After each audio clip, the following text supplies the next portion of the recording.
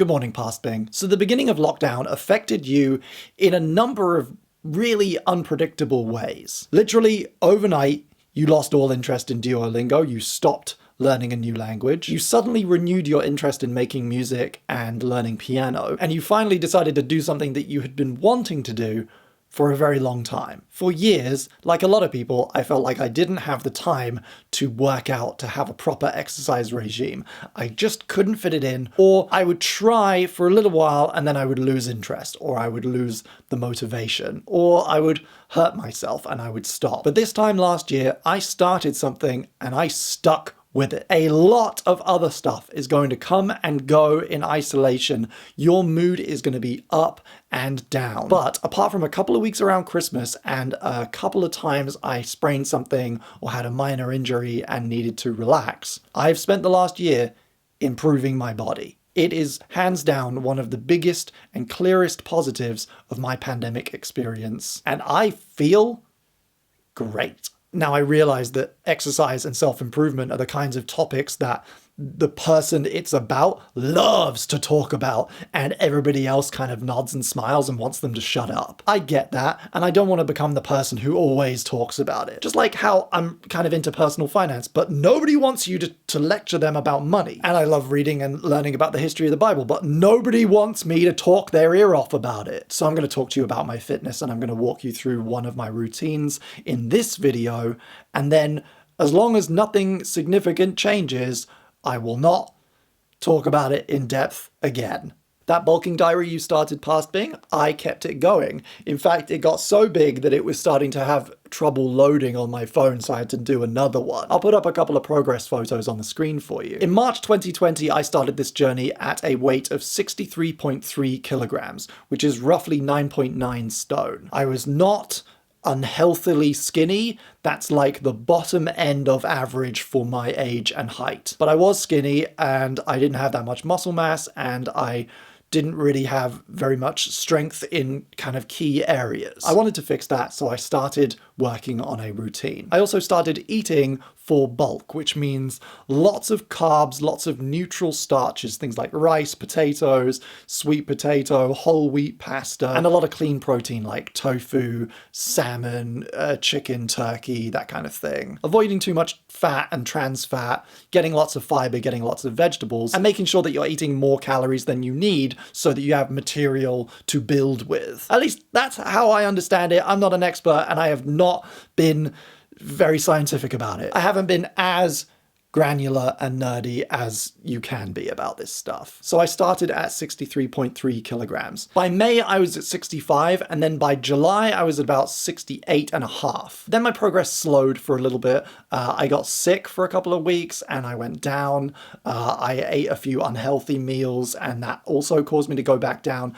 And for a while, it felt like I kept going past 68, hitting 69, then coming back down again to 67. Then towards the end of the year, I felt like I was right on the cusp of hitting 70, and I would just touch it, and then it would come back down, and I'd touch it again, and I'd come back down again. But this year, I managed to break 70 and hit about 71, and I have been maintaining roughly that weight for the last 3 months. And again, I'm no expert, but it feels like a healthy, relatively lean 71. A 71 that I got to over quite a few months, and not something that happened a little too quickly. Today is my kind of general and upper body day, so I filmed a little bit of everything that I do.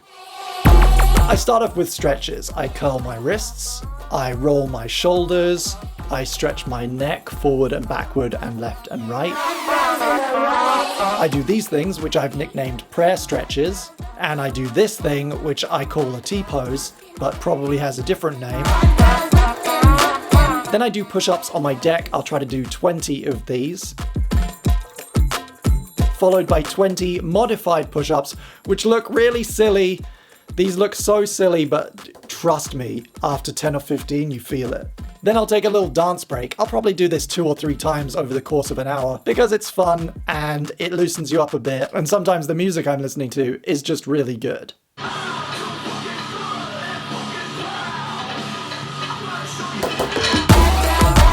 Then I'll warm up with a couple of individual weights. I'll do a couple of different movements just to make sure that I'm able to.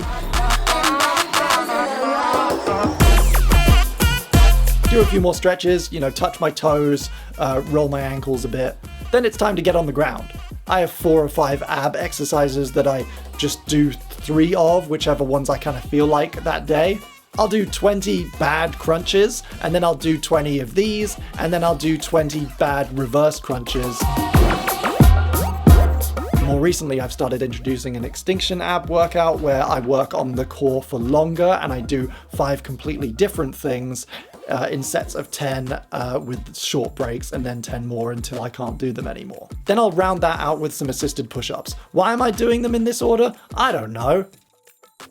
From there, I'll move on to these back exercises. Now, the first time I did these, woo! Oh boy, it was a struggle, and I was sore in my back and my lower back. Now that I do them regularly, they're more like a warm up, warm down. They just loosen me up in my back after doing the core stuff.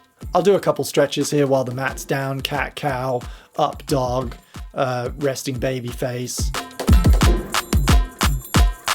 Then I'll move on to stuff that involves my Pilates bands. On some days from this point on, I will wrap extra weight around my wrists. I'll do some warm-up curls with the medium band. Then I'll move to these other bands. This green one is getting too easy for me now, so I'm slowly transitioning to the yellow medium. Then it's time to move on to some actual weights. I'll start at something low because I've recently introduced this movement, and you can tell that I'm not great at it. It's going to take some time. Then I'll move to bench presses. I'll do a quick 20 with half or 2/3 weight, just to make sure that I can and get in the right position and everything, and make sure that I'm not gonna pull anything or injure myself. Then I'll move up to my full working weight.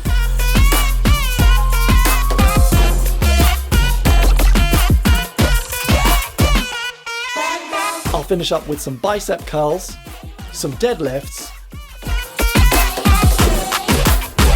and then I will stretch and roll out my back.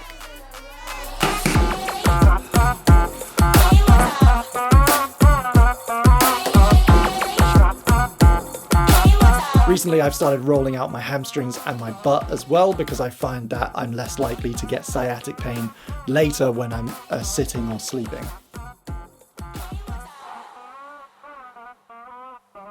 And that's a full routine. If I'm in a rush, I can do it in about 45 minutes, but most days I will make that last about an hour and 10, an hour and 20. Over the course of the year, I have just kind of felt my way in what works and what doesn't, removing some movements, adding others, doubling up or tripling up the numbers of things, or increasing the weight and lowering the reps. It constantly evolves, partly because I discover what works, and partly because if it doesn't change at all, it gets very boring. So at points throughout the year where I've felt like I'm not progressing or I'm less motivated, I've just learned some new stuff. I've watched some videos, I've got inspiration from YouTubers and changed some of the movements that I do. And as I move into my second year of doing this, my priority will be to reduce a lot of that early stuff, a lot of that front-loaded, lighter work with more reps, and move into a routine that